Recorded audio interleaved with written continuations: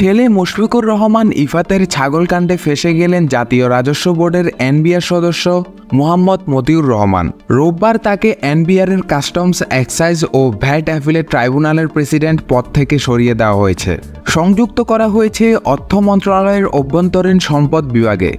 একই সঙ্গে সোনালী ব্যাংকের পরিচালকের পদও হারাতে যাচ্ছেন তিনি।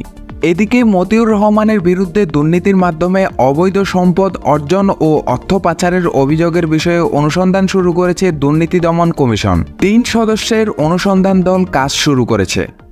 মতিউর রহমানের বিরুদ্ধে অবৈধভাবে সম্পদ অর্জনের বিষয়টি অনুসন্ধানের জন্য একটি ৩ সদস্য বিশিষ্ট টিম গঠন করা হয়েছে। সেই টিমের কার্যক্রম ইতিমধ্যে শুরু হয়েছে। তবে একটি অগ্রগতি হচ্ছে, তার স্ত্রী, তিনি এবং তার সন্তান যেন দেশের বাইরে চলে যেতে না পারেন, সেই জন্য আমাদের অনুসন্ধানকারী টিমের একটি আবেদনের পরিপ্রেক্ষিতে আমাদের আদালত থেকে নিষেধাজ্ঞা দেওয়া হয়েছে।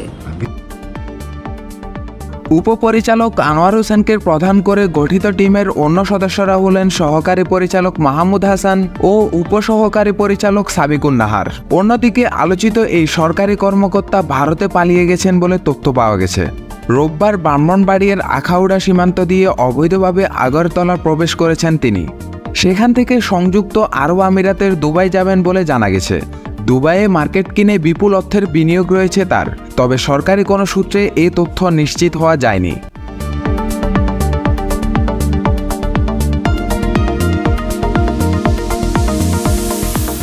রাষ্ট্রায়ত্ত সোনালী ব্যাংকের চেয়ারম্যান জিয়াউল হাসান সিদ্দিকী রোববার এক সভা শেষে সাংবাদিকদের বলেন, মতিউর রহমানকে পরিচালকের পদ থেকে সরিয়ে দেওয়ার প্রক্রিয়া শুরু হয়েছে। অর্থ মন্ত্রণালয় আনুষ্ঠানিকভাবে চিঠি ইস্যু না করলে চূড়ান্ত অপসারণ হবে না, তবে মন্ত্রণালয় আমাদের জানিয়েছে তাকে সরানো হবে। প্রাথমিকভাবে সোনালী ব্যাংকের বোর্ড থেকে সরিয়ে দেওয়া হয়েছে, চূড়ান্ত অপসারণ চিঠি ইস্যুর পর। এখন থেকে মতিউর রহমান সোনালী ব্যাংকের কোনো সভায় থাকতে পারবেন না। সাভার গৃহীত সিদ্ধান্তে বলা হয়, একই ব্যক্তির বিরুদ্ধে আগে 2004, 2008, 2013 ও 2021 সালে পরিসমাপ্তকৃত 4টি অনুসন্ধান প্রতিবেদন ও তৎসংশ্লিষ্ট নথি খুঁজে বের করতে হবে। নথি খুঁজে পাওয়া না গেলে সংশ্লিষ্ট কর্মকর্তা ও কর্মচারীদের বিরুদ্ধে দায়িত্ব অবহেলার বিষয়ে বিভাগীয় ব্যবস্থা গ্রহণ করতে হবে।